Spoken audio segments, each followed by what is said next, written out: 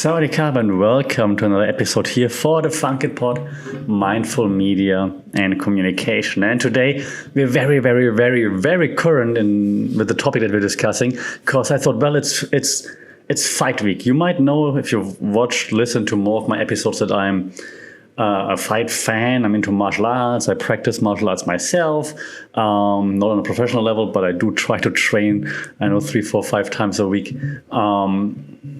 And this week, there's lots of fights happening. There's Anthony Joshua versus Francis Ngannou, which I'm not the biggest boxing fan anymore per se, but it's interesting to see what's happening there, how Francis Ngannou is like kind of trolling Anthony Joshua a little bit with the AirPods. If you've seen it, if you're into boxing, you know what I mean, or how he went back and forth with Tyson Fury in the press conference. Kind of funny. So yeah, it's a huge fight with big implications for the heavyweight boxing world. So that's very interesting. Then of course, then there is, well, the obvious one would be UFC 299 in Miami, the party in the city where the heat is on. That's a huge fight card, of course. So we will see lots of cool fights there, with Dustin Poirier, for example, taking on Benoit Saint-Denis. Sugar Sean O'Malley in the main event versus Marlon Tito Vera. What else do we have? Piotr Jan is back, which is cool because he trains and lives here in Thailand. So, of course, very interested to see what he's going to do against Song Yadong, I believe. We have Gilbert Burns fighting Jack Della Maddalena. So it's a awesome fight card. So I'm excited for this. And then Bellator, still call it Bellator, PFL, Bellator is back in France, I believe, because I read that Cedric Doumbé is back in action, who is on the verge of becoming like the face of French MMA, even though he's not in the UFC, but super famous in France. Last time he was fighting, there was Kylian Mbappé in the audience and lots of famous people. So it's kind of crazy to see. Okay, now having done the groundwork, here's the fight I want to talk about. 2 days ago, Bangkok City, downtown Bangkok, Soi 11. So they're like, if you're in Bangkok, right, or like everywhere in Thailand, you have your main roads. So the biggest main road in Bangkok is Sukhumvit Road. Well, yeah, I think you can say that it's the biggest downtown road. Okay, so it goes like all across downtown Bangkok, and then the smaller roads, alleys that go off Sukhumvit are then called Soi. Basically means alley. So you have like alley 1, alley 2, alley 3, alley 4, and alley Soi 11 is a very famous party area. Okay? There are lots of like bars, clubs. According to the police, there's no sex work at all, but if you would want to look for sex workers, which you of course would not want because it's illegal in Thailand, but then you would want to look there just to see there's nothing there, of course. Okay, so now 2 days ago, there was a huge fight between Thai ladyboys and Filipino ladyboys who just casually were going out there, totally not working there at night looking for clients or anything like that, because the police said so. So what kind of happened was, I think it was 2 Thai ladyboys that then got attacked by, I think I read 11 Filipino ladyboys, but like, don't pin me down on the number, but something along those lines, which was very interesting, and to see what happened after. So I'm going to analyze this whole situation from a media prof's point of view again a little bit. Okay, so let's dive down into the Soi 11 brawl between the different ladyboy fractions, if you will. Okay, because it had a grip on Thai media and even global media. I saw some global meme accounts posting about it. So it had a grip on Thai media for the past 2, almost 3 days now. Okay, so it's not just a story of conflict, of just basic conflict. Like I think it's reflecting of a very of the complexity of just human interaction, right? Human interaction and media influence, and also it's a story, and I will elaborate, of societal unity, I believe. And it's all wrapped up in this package that's like just way too intriguing to ignore, because when was the last time you had a ladyboy fight breaking out? So tighten your seatbelts, because we are going on a ride down Sukhumvit Soi 11 into the glittery chaos, if you will, okay? And if you look at how the media talks about it, There's one theory that we're way too familiar with by now, and that's the the framing theory. Okay, so as you know, the theory suggests, while I'm checking my audio, okay, should be okay now. This theory suggests that media frames an event in certain ways, and this can shape the perception of the audience that consumes it. Right. So in this case of the brawl, the media didn't just report on it. They framed it as like this spectacle, this sensational story that's like as divisive as it is unifying as well. Yeah, through this framing, the media inadvertently even like highlighted like a shared cultural moment and transforming this incident from like a simple conflict into like this narrative of like national interest. Like it's all about like, and I'm not saying it's good, but it's interesting to see that it's like, yeah, go Team Thailand. And I'm making fun of it right now, so I hope you see the exaggeration here. But it brings Thais together. Like no, like we have to bond together if our ladyboys get assaulted, right? So, and I'm saying ladyboys because over here in Thailand, this is not an insult. The gender is not as big of a deal as you might see it in other countries, especially in the US, for example. I think if I ask like the AI, for example, to write something about ladyboys, it tells me like that's not what you could say. You're not allowed to say that. Here, no one really cares about it because they are all accepted, right? And you can see the whole country is behind them right now. So it's very, very, very interesting. Okay. Besides the framing theory, so what I think is also interesting is that we can like, because we talk about like identification, right? So you can also use the social identity theory. We had this in a previous podcast too, the SIT. We can use it too. We can apply it too because we see some in-groups and some out-groups here, right? And we talked about this too, like in like communication, but also in cultural studies. You have in-groups, you have out-groups. Like you want to belong to a group. It makes you to be part of the in-group, and you feel like a sense of belonging, friendliness, friends, relationships. And the out-group are like the others, the ones that we don't like, right? We have this everywhere. With like football, for example, you're Liverpool fans, like the in-group if you're the Liverpool fan, and then the Man City fans are the out-group, or the other way around, right?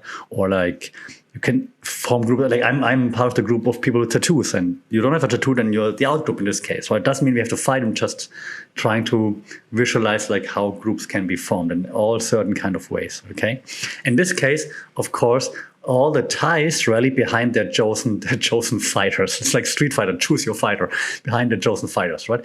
And then the magic actually really happens in this collective embrace of the whole event's like absurdity, actually. And this fosters like the sense of belonging among those who engage, laugh, and maybe even like meme the incident. There are so many memes about it. There's a whole article on one of the biggest websites right now in Thailand that has like a whole post about like different words that you could be using to describe it. Like they branded the day, like there's a famous public holiday, the Maha Puja Day, or like lots of like holidays like Maka something days.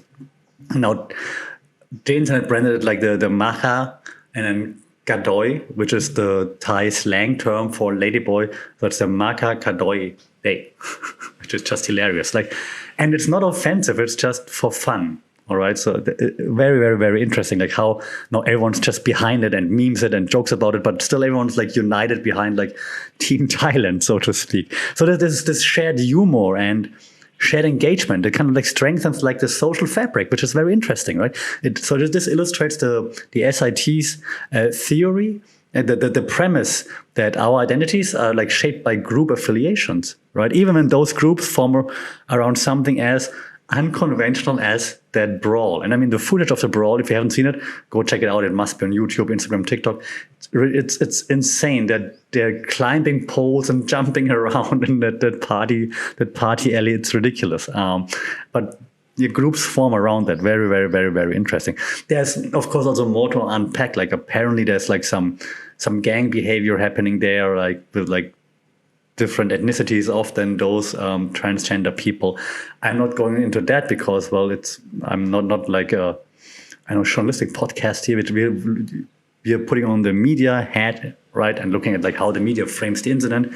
We're not doing some in-depth research just yet. Maybe we should do this in the future, actually. Let's see. That said, spiral of silence theory, right? We talked about this also in previous episodes before. Spiral of silence means that, or typically is applied when like dominance of an opinion is being explained, right?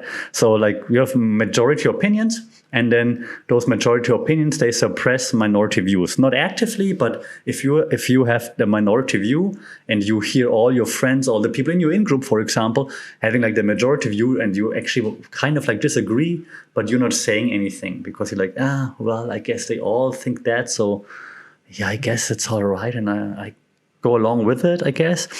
But in the age of social media, right, so the spiral at some point seems to unravel. So platforms like Twitter, X, I keep saying Twitter, and Facebook and TikTok, of course, they have become like arenas where the silence actually could be broken. Like, and because every single opinion, right, no matter how niche the opinion is, could find a chorus. And this incident, proved no different, with social media amplifying voices across the whole spectrum, like creating like a very, I want to say, even vibrant tapestry of discourse that refuses to be silent. So even smaller voices, smaller opinions are being heard, which is very, very, very interesting, and just leads to a huge discourse. And that's why it's now 2 days later, it's still in the media, it's still on social media. It's crazy.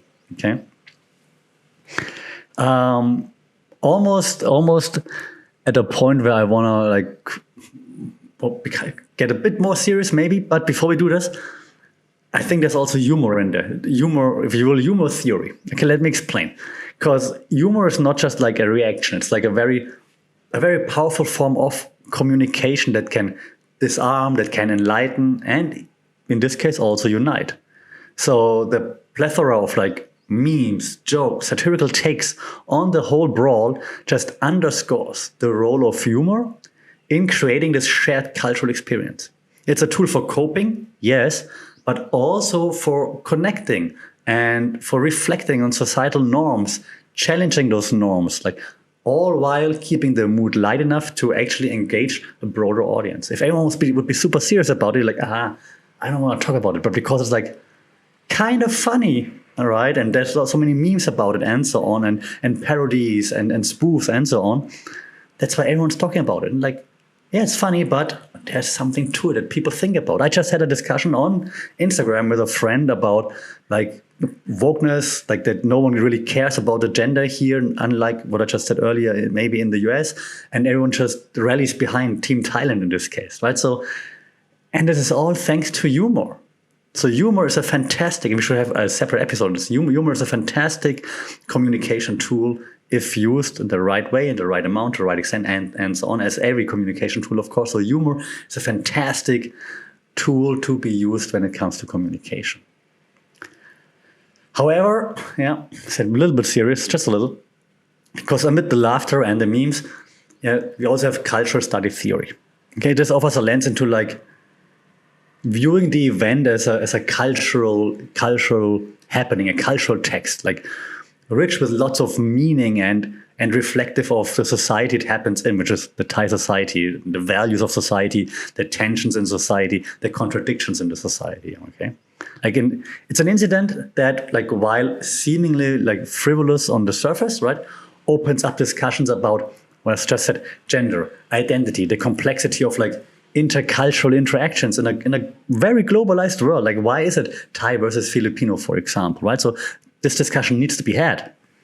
So through the theory, like, we're reminded that every social event, no matter how trivial it may seem, like a Thai ladyboy brawl or a ladyboy brawl in Thailand, it's like imbued with like cultural significance, and it offers insight into the society that it occurs within, I think. Yeah, so I'm kind of like rebuking what I said earlier with the humor. So both things can be true at the same time, right? So humor is important as a tool of communication, to look at it with like a bit more humor so it reaches a wider audience. However, the whole event still is reflective of the society that it occurs within. So why did it even happen? Why is it like Thai versus Filipino, for example, right? So there's more to unpack, and that's also reflective of society, obviously.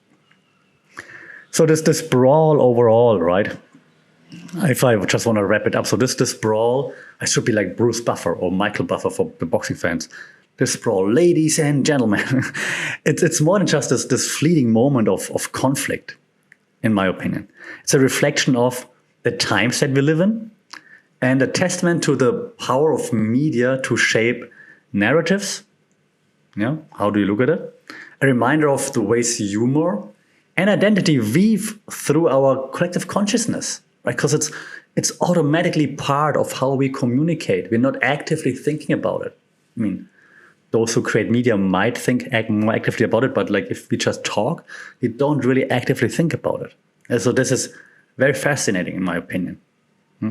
So it's the whole story, the whole event is like a story of unity and diversity, I think, of conflict, reconciliation, maybe even, and it's played out in like this grand stage of social media and the public sphere. And we talked about public sphere theory many a times before. So as I wrap up, I obviously am very curious to hear what you think about it. Are you team Thailand? Are you team the Philippines? No, what do you think about that this brawl happened? B, and again, the police came out stating that clearly no sex work involved, just to make this one clear one more time. What do you think about it? What do you think about the coverage of it? Should it be more serious? Are you okay with like all the jokes, the memes and everything that's surrounding it? Do you think events like this unite society, unite people? By the way, before I wrap up completely, right? These past few days, foreigners really uniting Thailand. Now we have the Filipino ladyboys assaulting Thai ladyboys. That unites Thailand. A few days ago, we had like a Swiss guy assaulting like a young Thai doctor.